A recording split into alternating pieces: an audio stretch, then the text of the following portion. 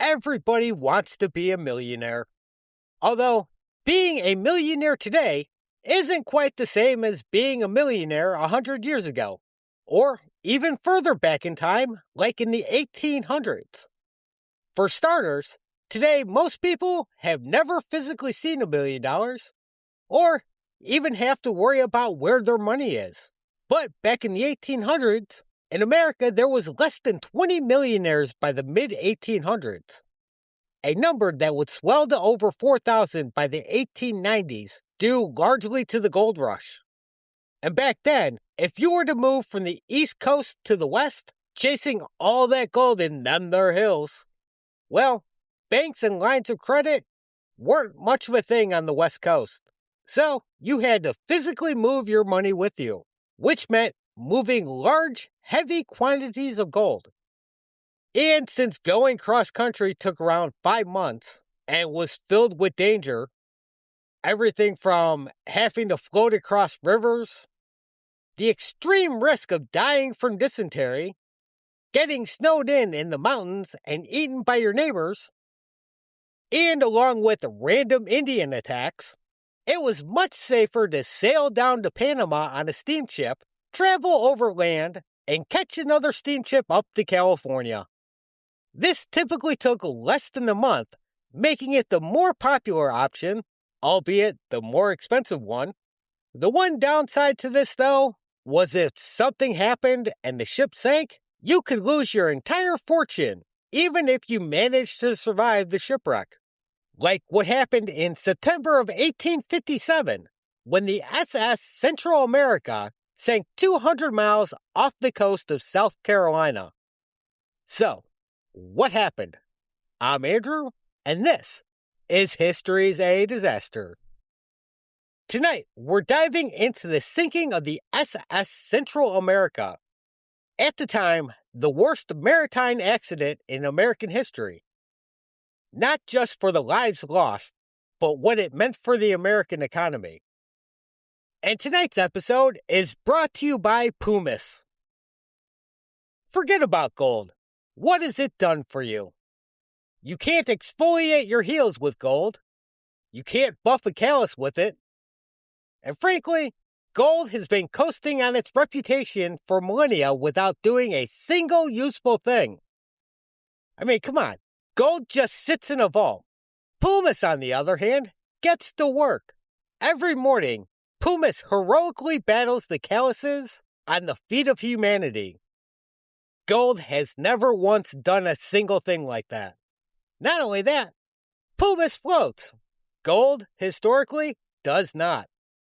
Due to its air pockets, Pumice is the only rock that floats. We'd like to see a gold bar do that. I mean, this quality may not be financially relevant, but it is extremely fun at parties. Plus, it's free. Pumice is manufactured at no charge by the Earth itself, using nothing but molten rock and a little enthusiasm. Gold, on the other hand, requires miners, machinery, and questionable geopolitical arrangements. And Pumice is extremely honest. It looks exactly like what it is. A humble, slightly lumpy rock with a lot of holes in it. It makes no promises it cannot keep. Gold, on the other hand, has been lying about its value since the Bronze Age. Plus, no one's ever gone to war over Pumice. There's never been a Pumice rush, a Pumice standard crisis, or a Pumice heist film starring George Clooney, which suggests a level of geopolitical stability gold has never once achieved. So remember, the future is porous. Join the movement. Tell your broker. Tell your government. Tell your dermatologist. They'll probably agree, at least on the foot part. Adopt the Pumice standard. Forget about gold. The SS Central America was a 280-foot-long paddle steamer that operated between Panama and the eastern U.S. coast in the 1850s. It was built in 1853 and owned and operated by the United States Mail Steamship Company. They had the Central America, specifically built for the extremely lucrative New York to Panama route. While they held the contract to carry mail between New York and Panama, the payout from the contract didn't really cover much more than the operating costs. What made this route so lucrative was the passengers. Well-paying passengers were eager and willing to pay top dollar to take the much shorter and safer route to reach California. So, they built the Central America to fall somewhere between a cargo hauler and a luxury liner. More than just a cargo ship, but not quite a cruise ship. The first-class cabins were decked out with imported mahogany. The grand staircase had brass railings polished daily by the ship's stewards. Its dining hall could seat over 100 passengers at a time, and there would be plenty of passengers taking the ship. It could hold 500 passengers total and ran with a crew of 101. On September 3rd, 1857, 477 passengers boarded the Central America in Panama, eager for the return trip to New York. Most of them had spent the previous years working the gold mines of California and were returning home with their fortunes. The ship itself was also returning to New York, carrying 9 tons of gold, nearly $2 million worth in 1857, destined for banks around New York and the surrounding area. Now, there are different reports on exactly how much it was carrying. Some say the number was closer to 20 tons, but 9 tons seems to be the most common figure. Either way, it was a shit ton of gold all in one location. Now, as long as they hit good weather, they could be in New York in less than 12 days. This would be a long and boring trip. This was no carnival cruise. Other than some musicians, there was no sort of onboard entertainment. All they had to pass the time on board was reading, which really doesn't sound too bad, or spending time in the bar drinking and socializing with the other passengers, which sounds like a nightmare to me. Bunch of newly rich men talking about gold and whatever other boring-ass shit they talked about in the 1800s. At least they would have good weather for the first few days. They were making good time heading north after a quick stop-off in Havana. Stokers below decks shoveled coal from the coal bunkers into the boilers, driving the ship onwards. Unknown to most of the passengers and crew, Captain William Herndon was watching the barometer steadily drop, a sure sign that bad weather was coming. But as an experienced former Navy officer, he wasn't that concerned about it. It's that time of year on the Atlantic, and he's weathered many storms before, so he's pretty confident they had nothing to worry about. But by September 9th, the second day after leaving Havana, the barometer is still falling. Clouds gathered ominously overhead as the winds picked up speed. Captain Herndon kept his calm about him and did everything he could to calm everyone down. But as day turned to night, the night sky was lit up by lightning in the distance.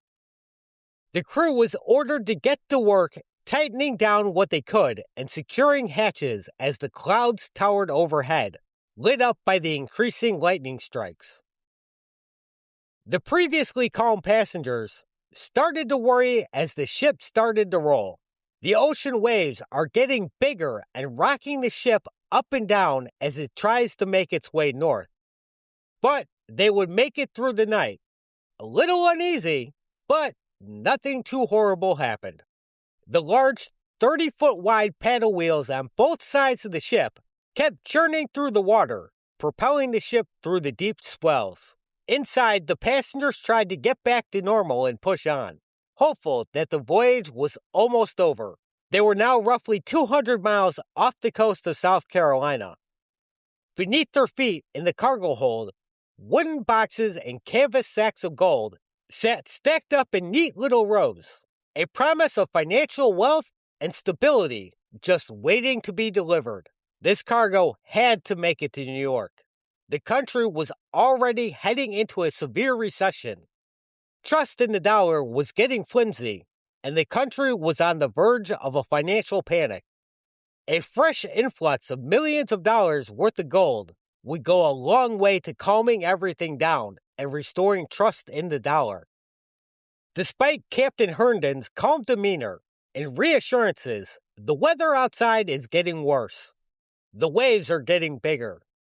The smell of rain lingers in the air. But another day turns to night, and the passengers get on with trying to enjoy the trip. Being inside, they miss the lightning flickering in the dark gray sky, the sudden increase in the wind. All the signs that they are about to sail into a Class 2 hurricane.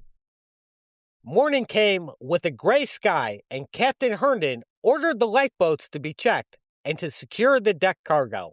The waves are rocking the ship harder. Unsecured items in the cabins are thrown around the room with the violent motions caused by the swells slamming into the ship. A sense of unease spreads through everyone aboard. But the steam engines kept the wheels spinning, pushing the ship ever northward.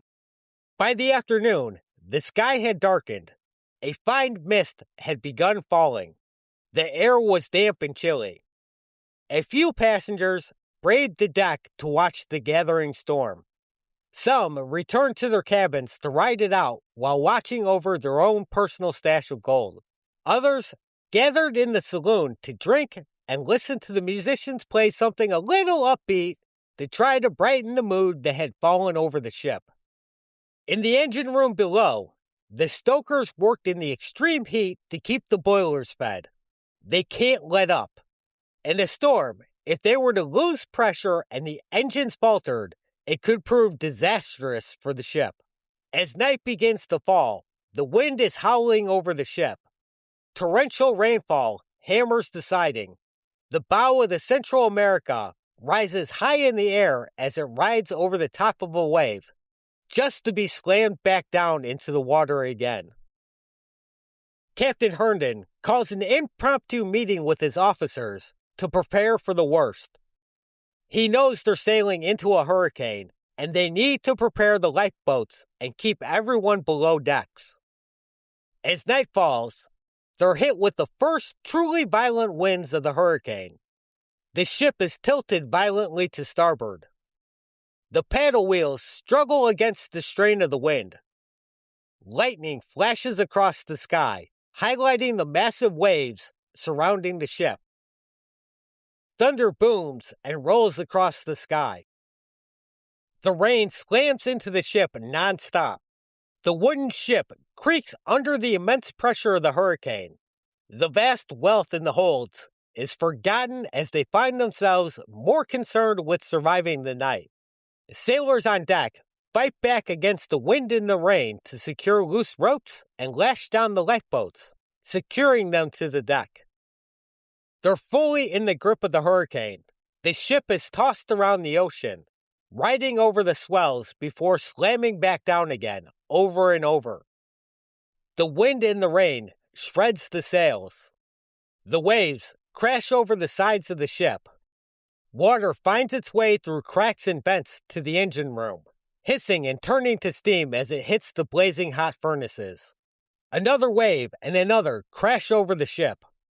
Water floods into the forward compartments. The crew tries desperately to pump it out. They have to stem the tide. If the engines go out, they'll be dead in the water, completely at the mercy of the winds and the waves. They fight desperately to get the water out, but the storm proves too much and outpaces their efforts. The water levels just continue to rise, stuffing out each furnace one by one. As the engines start to fail, the paddle wheels slow and the ship loses momentum. And still, the storm doesn't relent. With the loss of forward momentum, the waves turn the ship. The Central America, no longer cutting through the waves, is now turned broadside to them, completely exposed to the full fury of the sea. The waves slam into her over and over. The ship shakes violently. Crates break free and smash across the deck. A lifeboat is torn free and tossed into the water, never to be seen again. Passengers cling to whatever they could hold on to as the world is shaking down around them. Survival, the only thing on their minds. With the pumps below decks failing to keep up, in a last-ditch effort to save the ship, Captain Herndon orders the crew to form bucket brigades. They form lines, passing buckets full of seawater up to the deck and the empty bucket back down again. They tossed bucket after bucket back into the sea. They worked through the night. They worked until they couldn't work anymore and collapsed from exhaustion. The hurricane beats down on them relentlessly. 30-foot-tall waves slam into the ship endlessly. Members of the crew on deck are washed away with the waves. The ship lists further and further to starboard as more water fills it. The pumps and the buckets just can't keep up with an ocean of water being thrown at them. Lanterns in the ship begin to die out, plunging the ship into total darkness, broken only by the flashes of lightning. Below them, in the engine room, the final furnace falls silent. The paddle wheels cease to turn, and they're now completely dead in the water. The only thing protecting the lives of the crew and passengers is the wooden hull that's already taking a beating from the violence of the hurricane. Still, Captain Herndon moves amongst them, trying to keep them calm in the face of the storm, offering many words of assurance. The night wears on. Men collapse, exhausted at the pumps. Their arms are no longer able to move another bucket. The ship rolls and lists in the waves, caught firmly in the grip of the storm. And then the morning of the 10th comes. The winds die down, and a calm settles over the ship. Passengers look out from their cabins. The wind has calmed, but the sea still remains rough. The waters boil with foam as the ship rolls with the waves. They're passing through the eye of the storm. The relative calmness after a night filled with terror will be short-lived. Captain Herndon keeps the calm, telling them as long as they can keep the ship afloat, they'll be just fine. So he orders every able-bodied man, whether rich or poor, young or old, to the pumps and bucket brigades. Everyone complies. No one tries to hide or get out of it. They rolled up their sleeves and got to work, everyone knowing their lives depended on it. In the damp engine room, the crew waded through knee-deep water trying to get the furnaces back on. They needed the wheels turning again to get through the storm, but to no avail. Try as they might, the furnaces were too wet and would not start up again. There was nothing they could do to change that. They were little more than a giant floating coffin trapped on the Atlantic. Far too quickly, they passed through the eye, and the hurricane picks up strength as they hit the other side. The wind screams as it tears through the broken rigging and shredded sails. Waves once again sweep across the deck. Men are thrown and smashed into bulkheads, their buckets torn away from them and lost to the sea. But still, they got back up again and returned to work. They're desperate to beat back the rising tide. Below them, in the cargo holds, crates break free and smash against the hull, threatening to punch holes in it. An argument breaks out over whether or not to dump the gold and lighten the load of the ship. Before the debate could go any further, sails were spotted on the horizon. 2 ships were off in the distance. A brig called Marine had spotted the Central America in distress and was coming in to investigate. The crew and passengers cheered them on. However, the sea is too violent and the Marine can't come too close without risking being damaged, so any rescue attempt would not be quick. It would be hours before the Marine could get close enough to effect any kind of rescue. Hours that the Central America couldn't keep up with the water pouring in. The water in the lower decks is now waist deep. The list to starboard bad enough that walking across the deck was difficult. But they managed to make it to the lifeboats and prepared to send them over to the Marine, women and children first. The crews worked through the dangerous conditions on deck, helping to frighten women and children into the too few lifeboats. And it would take hours to launch all of them. All 59 women and children, along with 41 men, made it to the safety of the marine.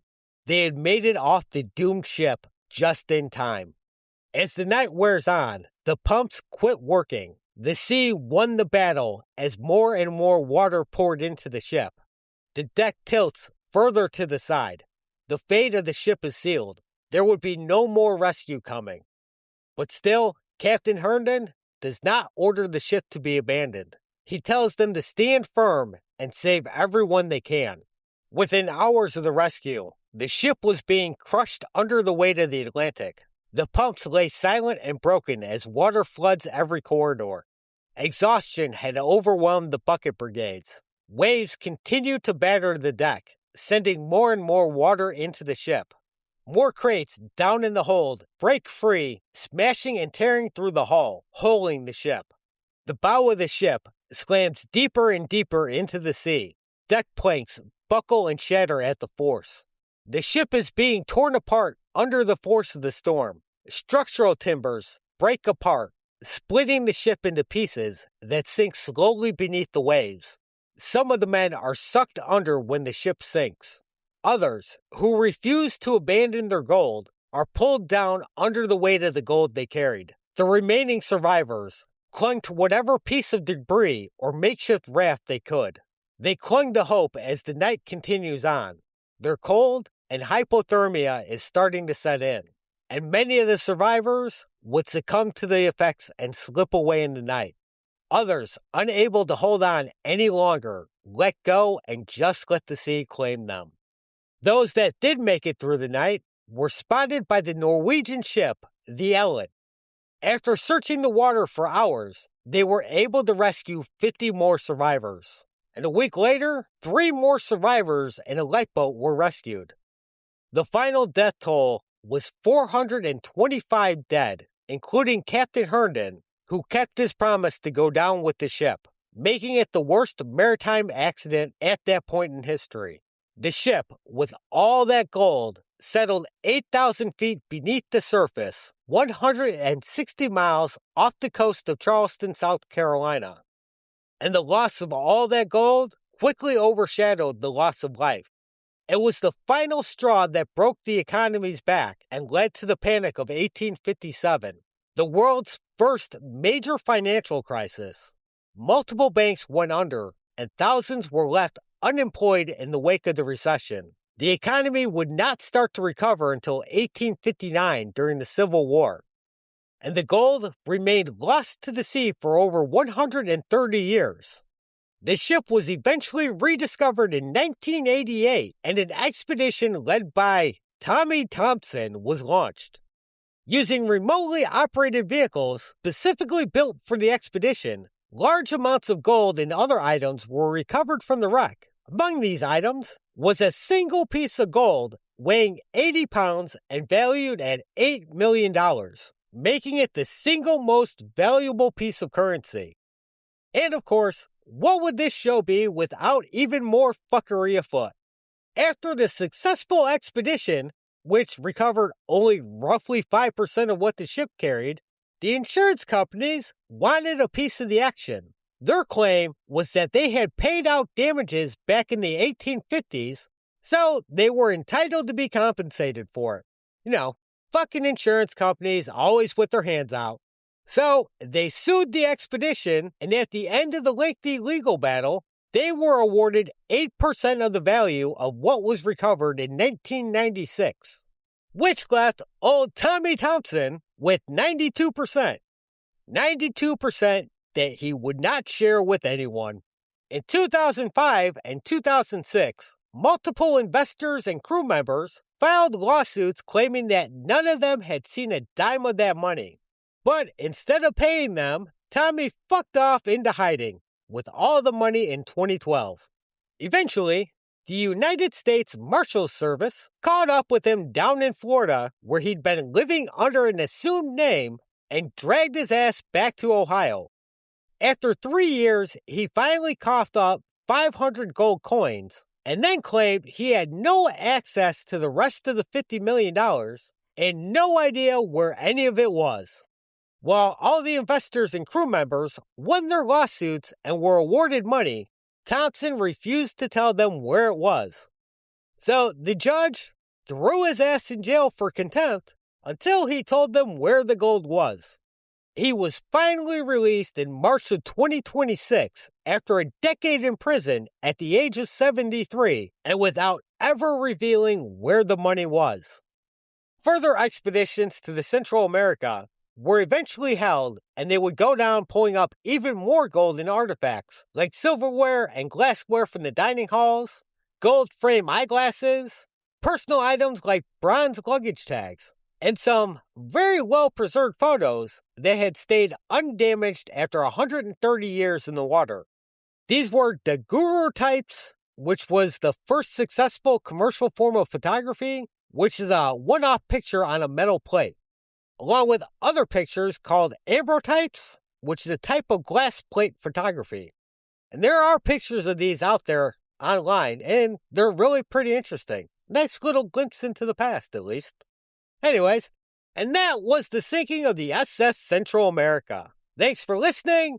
If you liked the show, please consider leaving a rating or review on your app of choice. And you can reach out to the show at historiesaDisaster@gmail.com with questions, comments, or suggestions, as well as following the show on social media like Facebook, Instagram, TikTok, YouTube, whatever. And share the episode. Your friends will love it. And you know what? We should all be more like the penguins. They don't really care much for gold. All they need is a nice fish and maybe a pretty smooth rock to give to their girl, and they're pretty content. Anyways, chase that dream. Live for today, because tomorrow is never guaranteed. Thanks and goodbye.